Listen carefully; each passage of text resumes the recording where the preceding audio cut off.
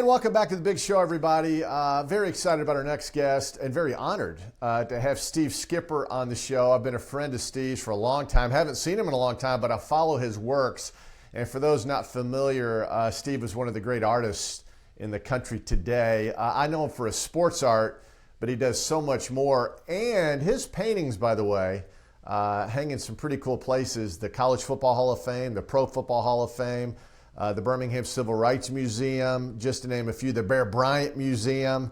I know he did a painting of Queen Elizabeth. I mean, his stuff is all over the place, and he joins us now just relaxing on a cold Alabama day. Oh, by the way, he's from Birmingham like I am. Steve, great to see you, my man. How are you? Great to see you, Doug. I'm doing pretty good. Life is good for you, buddy. It is amazing. Listen, I guess I first probably met you, I don't know, 30 years ago, something like that. And I'm just so excited about what has transpired in your life and your career, Steve. I know you're very, very blessed and very thankful, but it just seems like your career is still taking off. Is that pretty accurate? Oh, yeah. I got some friends that are calling me Abraham because God waited so long until he do it for me. But it's been a ride, I tell you. I mean, it has been a ride, and it is, for our audience, by the way, we're recording this on a big day. It's not only the inauguration of President Trump, the 47th President of the United States. We're honoring Dr. King today, as always, on this date. It's the date of the national championship game, Ohio State and Notre Dame. I mean, Steve, we got you on a good day. As an artist, all these things happening must inspire you. You must have a lot of things going on upstairs that maybe some paintings are in the future with all this happening. Oh, yeah, great day with the inauguration of the president, like you said, and I'm going to be glued to the TV tonight watching the national championship game. MLK Day today, honoring Dr. King at the same time. It's going to be a beautiful day today. Yeah, it is a beautiful day, even though it's a bit cold in the nation's capital and cold really wherever. It's even cold in Alabama where we are. Tell me this, because I know a few weeks ago you unveiled a painting, and you've done several with Coach Saban. He will soon be inducted into the College Football Hall of Fame, and Miss Terry, his beautiful wife, was there as you unveiled that painting. Tell me a little bit about it, Steve. I know you're proud of that work. It kind of exemplified, and it looked back at the entire career of Coach Saban, right? Yes, sir. When I did the painting, as you know, his career entails a whole lot of different things other than football. Right. And we wanted to get a little personal with him with the painting, and included a scene where he was with his mom, dad, and his sister when he was about 9 years old, and then started putting some stuff in the painting that I knew was dear to him, such as the players graduating. That's one thing that he's real proud of. He has something like over 700 players that graduated and got their degrees, and that's dear to him. And at the same time, the scene that we put in there with Mal Moore, that really touched him. And but at the same time, I included Miss Terry in the painting because she's such an integral part of his life and career. She's been with him not only at Alabama with all the national championships and with at LSU and everything, but she's been with him, when he was in the pros. It wasn't he had a tough time when he was in the pros and everything. So not just at the Miami Dolphins, but when he coached with Coach Belichick, it wasn't, it was a very tough time, but she's been with him through it all. And so maintaining his likeness from 9 years old until now, that was a challenge. But, it's something about the way that God creates us.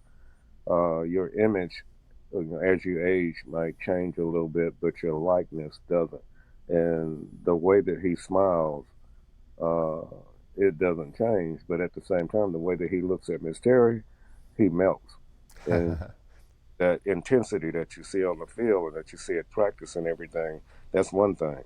But when he looks at her, his face does something totally different. And when we were in that room with him and Miss Terry, I was nervous, wondering how they were going to like the painting. But their reaction was so emotional that I didn't know what to do with the emotion that they were that they showed, because both of them start tearing up, and I didn't know what to do with that. But I tell you, it's been an exciting project, working with them, and now we're getting the reproductions ready to get out, working with the university, and so looking forward to it. It's very exciting for me. Yeah, for those listening now, SteveSkipperGallery.com is Steve's website, and you can go on and find out all about these things and order one yourself. Steve, tell me this. It is fascinating, and as you kind of told the story, I know Coach Saban's dad was an integral part of his life and died way too young, but he instilled that discipline, the process. I mean, he talks about it all the time with his dad, at the gas station. He had to pick up the trash and sweep the floor and get it done right. I mean, it's really interesting how his life has evolved and the success that he had at the University of Alabama, and Coach Moore going down, waiting in the driveway there in Coral Gables, would not come back to Alabama without him. I mean, you captured that in that painting, Steve. Is there pressure, Steve, when you're coming up with this idea in this painting, or does it just kind of like come out all of a sudden like, well, maybe I ought to add this, maybe I ought to add that? I mean, how does a process like that work, Steve? Well, I tell you what, it's a lot of pressure because this is Nick Saban. Right. You know, he has so many different sides to him. Personally, he's one of the nicest guys you're ever going to meet. He's very, very, and then as you know, in practice and on the football field during a Yes. game, he's a totally different animal. But when you're doing such intimate scenes, if you're going to put a scene in there with his mom, who just passed away not too long ago, and his dad, and what his dad means to him, and then his sister, if you're going to do something like that, you better be careful about, the detail and the realism and everything. And then as you maintain his likeness through the years, uh, I think the hardest part of the painting was the practice scene, where at practice, and he wears that straw hat. Right. They had to put each, by detail, each strand of straw in that hat, and then the sweat from the Tuscaloosa heat and everything, and his intensity. But then when you go to the area where he's with Miss Terry, you see how he melts. And the amazing thing, Doug, I mean, through the years, they're just like, when they look at each other today, I mean, it's just like he just melts, Hmm. and he has that effect on him, and it's just it was an amazing process. How long does that take, Steve? I mean, when you come up, I mean, obviously, the abrupt announcement of his retirement after last season, and then after he was busy recruiting, caught everybody a little off guard. And I guess is that kind of when you started the thought process, or was it earlier? Well, his retirement, it really caught us all off guard, to tell you the truth. And but it's understandable the way that he coaches and the way that he's been taught to coach. With the process that he's been taught to coach, it's impossible kind of to implement that with the transfer portal and everything that's changed in college football. And so the way that he's dedicated, one thing I was kind of concerned about. You see the old movie, I mean, when Rocky uh, uh, called himself retiring, and there was still some fire in the basement. Right. And Michael Jordan tried to retire, and then he had to come back and stuff like that. But see, Coach Saban didn't retire because he was too old. He didn't retire because he was just washed up as a coach or something like that, and his skills start to, erode and nothing like that. But I mean, I said, well, what is he going to do with all that fire in the basement? Right. Still in there. And so his work ethic, working with him on this project, his work ethic is something amazing. I can't believe that a person can work that hard and that hard, but that well at everything he does. And so he's doing a lot of stuff, but I think he's enjoying being with Miss Terry and not running around with his hair on fire like it was before. But yeah, it was shocking. But at the same time, it took about 2,000 hours Wow. actually do the painting. And that painting of Coach Saban, I had just finished the painting of the Queen. And so we had a whole lot to do with the people from Buckingham Palace and a whole lot to do with the British consulates that are in Atlanta and New York, and a whole lot of work behind the scenes on that one. But I was determined that the one of Coach Saban and what he means to me, I wanted to put everything I had into it. What an amazing time of your life. Wow, from Queen Elizabeth to Coach Saban. Hey, I got to ask you, too. Bobby Bowden was one of my favorite people in the world. I love the guy. And you did a beautiful painting of Coach Bowden. What was it like getting to know him? I know you guys became fast friends. I mean, he's another special guy, the late, great Bobby Bowden. I miss him dearly. What was it like working with him and doing his painting? Coach Bowden was one of the best people that I've ever met. Hmm. He commissioned the painting before he passed, and uh, it's kind of hard to describe him because everybody knows all the stuff publicly and stuff like that, but privately, uh, it's hard to beat Bobby Bowden. As as a football coach, he's one of the best, and he's one of Coach Saban's heroes.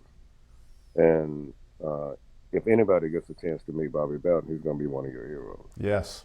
But before he passed away, he commissioned the painting. Uh, he wanted something where he was reminiscing about his coaching career at West Virginia, at Sanford, and at Florida State. And he did so much for Florida State. Oh, He yeah. and Miss Ann, they came up with so many different ideas about the logo on the helmets and the colors of the uniforms and all that kind of stuff. They did a lot of stuff that people don't realize. And I think that the day that Miss Ann and I unveiled the original painting, Florida State was playing Notre Dame uh, in Tallahassee, and um, we unveiled the painting in the press box, and people from ABC were there, and they showed the unveiling in the stadium. They were playing Notre Dame that night, and they showed the unveiling and the painting on the jumbotron. And then 8 million people are watching on TV. Failed it, and then we were driving home. My phone was going crazy, and all these different people were ordering prints from all over the country and then outside of the country. And I remember going to the framer and the people that handle our shipping and everything like that, and we have vans packed with prints going everywhere, and everybody loved him so much. And I just miss him, Doug, because his character is something we need, and things just are not the same without Bobby Bowden. I mean, his effect on the world, and his effect, you walk in the room and he's in there and he starts talking to you, and you're expecting this icon of a person, and you get this down home person that's from Woodlawn, Alabama, that Jesus Christ more than he loved life itself. Yeah, he was unique. He was genuine, and there were times that I remember one game I was doing in Tallahassee, and I told my producer, "Hey, I'm friends with Bobby Bowden," and he was kind of like, "Yeah, right. Everybody's friends with Bobby Bowden." But Steve, when we walked into his office, and he walks over, "Hey, boy, what are you doing?" And he gave me a big hug, and I mean, and my producer looked at me and goes, "You really do know Bobby Bowden?" I'm like, "I tried to tell you," and he really was. What a great man he was. And Steve, with that said, tell me this, because I know your faith is important to you. And what I've seen this season in particular in college football, but especially in the playoffs, as these young men, the stars of the game, they get the player of the game, et cetera, they're interviewed on national TV. More and more these young men are professing their Christian faith before they actually answer the question about the game. I'm seeing it more now than ever, Steve. Why, in your opinion, why is that? I mean, is this some sort of epiphany that is happening in our country? What's going on here? Because, and the players are very comfortable doing it, Steve. I mean, it's just, We see it. I mean, we're going to see it after the game tonight in the national championship game. What's going on here, Steve, in your mind? Well, it's not really just the players; it's some of the coaches, Yes. And one thing about a relationship with Jesus Christ is it's a powerful thing, and as you know, He requires us to tell people. Hmm.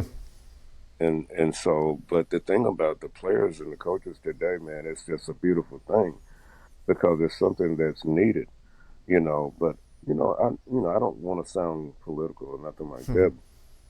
Ever since the election, it seemed like something happened.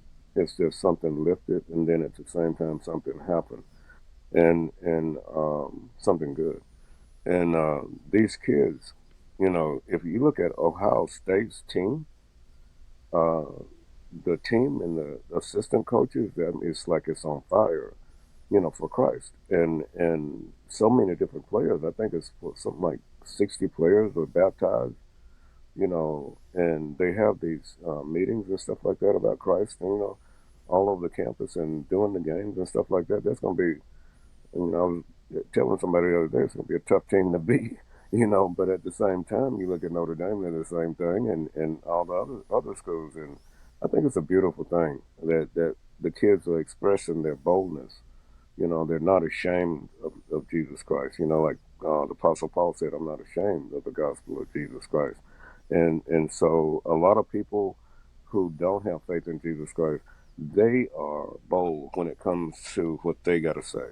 But at the same time, it's a beautiful thing to see kids express that boldness and express, the love for Christ. And when you do that, that's a form of witness that spreads to everybody else. And I think it's great.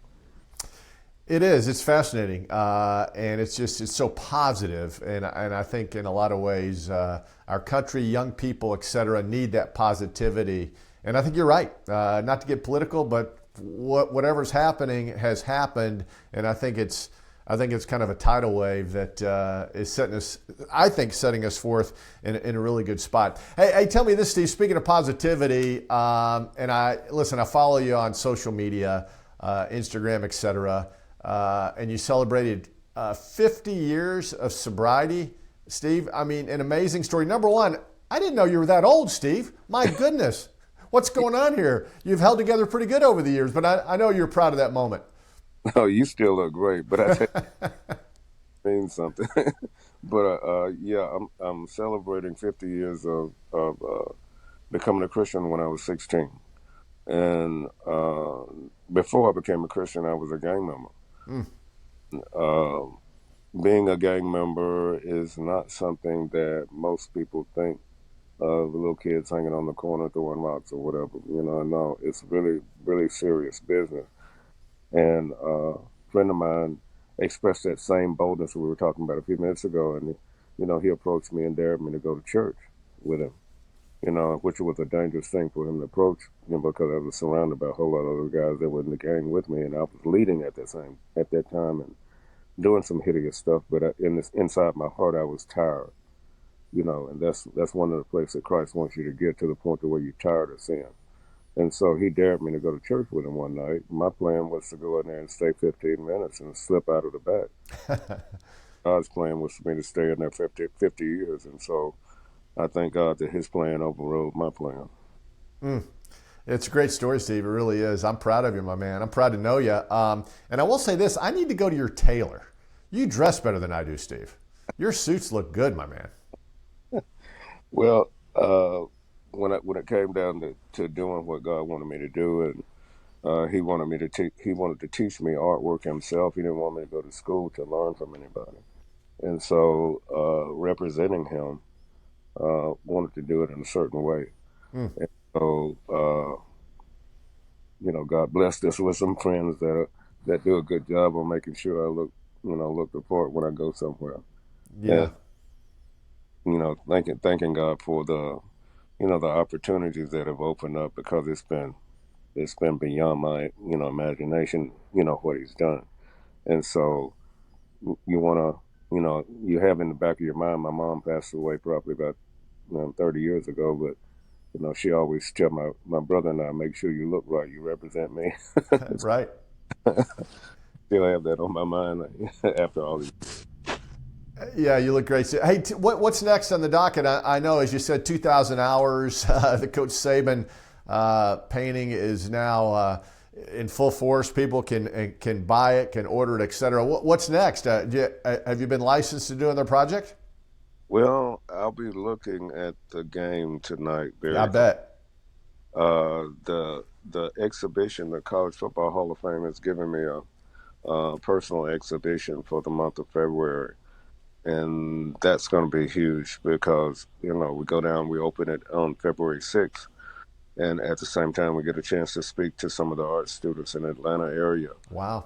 and the National Horse Racing Museum and Hall of Fame they have commissioned me to do a painting that we're going to unveil at Saratoga in June, and so I'm working on that painting right now, and so it's just going back and forth with Coach Saban stuff, the College Football Hall of Fame stuff, and then the Queen painting that we did for Buckingham Palace. It's become a part of the Royal Collection, and so that's something that there's no African American artist that has been commissioned by Buckingham Palace to paint her, and so the responsibility that comes along with being in the Royal Collection and then dealing with the British. It's a difference, between the democracy that we live in and then the kingdom that, and so I was kind of mentored by Ambassador Andrew Young on how to deal with foreign government, and so that didn't take an hour. That took about 3 years for him to, and I Wow. had one of the best friends of King Charles.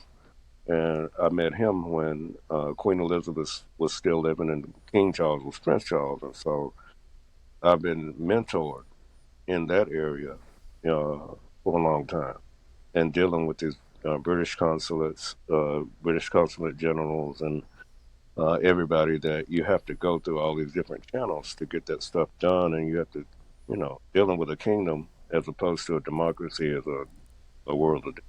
So God's really blessed me.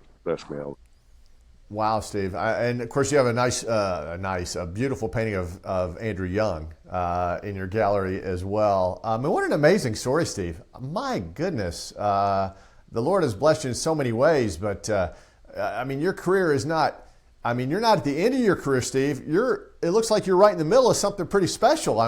You need to get some rest. You got a lot of projects online here. Well, I tell you what, I'm gonna savor this recording when you said I need to get. You're right there, bro. I hear you. I hear you. I will. I thank you so much, Steve. I do. I have a great deal of respect for you, and I'm honored you came on the show today. And I knew you were doing all these things, but I didn't know. All these things you have in line. I just, my goodness. But you're a talented guy, Steve. There's a lot of guys who want you to do some work for them. I appreciate it, Doug. Thank you so much, and I'm honored to be with you. Well, God bless you, my friend. Hope to see you in person here soon. Yes, sir. Let's play some golf. Yeah. By the way, when are you going to do a golf painting? I did one of Hill Irwin for when it was the Brunel's golf tournament. Right. I did one of Jim Dent, and so I treasure that because both of those guys were two of the best people I've ever met, and so I'm looking forward to doing something else soon. We need to get you together with a guy named Tiger Woods. I think that'd be a nice painting. I did a drawing for his dad. His dad came here, and I did a drawing of Tiger with Lee Elder and Charlie Yes. Sheen, and his dad came here to get that, and so I'm quite sure that Tiger has it now. But with some of the stuff that he's done himself and the stuff that he's doing with Charlie, I think it's going to be real special. Yeah, down the road. I see that happening, Steve. Well, I'll plant a seed for you next time I see him out there. oh, yeah, I appreciate it, bro. Thanks, Steve. God bless you, man.